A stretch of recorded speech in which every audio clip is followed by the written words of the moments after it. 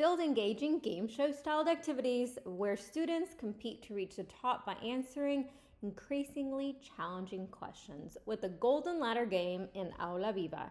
Here's how. First, log into your account, click on the Games button in the sidebar, then click on the drop-down box and select the game you wish to start. Scroll down to Golden Ladder, select it, and click Continue. This opens up your Golden Ladder builder.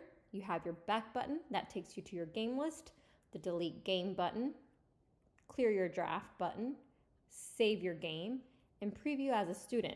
You can also select this option to allow this game to be shared to your shared library bank. How to create the Golden Ladder.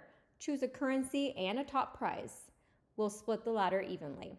Add your questions and 4 answer choices. Mark the correct one. Optional, add a hint and difficulty tag. And then click Preview to try the student experience. The answers are randomized by attempt. Let's start by titling. Here, you can include a description, it's optional, and select your currency. If you want your top price to be $1 million, select that. Otherwise, you can adjust. I will select 750,000. Which word translates green to Spanish? Verde, morado, azul. I don't want to include a hint here. You can also select your difficulty. The answer here would be verde.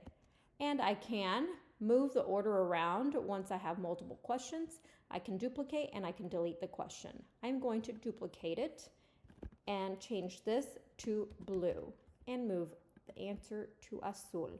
And I will duplicate one more time and then red. Select rojo. And now I have 750,000 divided by 3, where you can see the distribution, and then you can set your requirements if you're not creating an activity sheet on what points students need to earn to get credit for their game.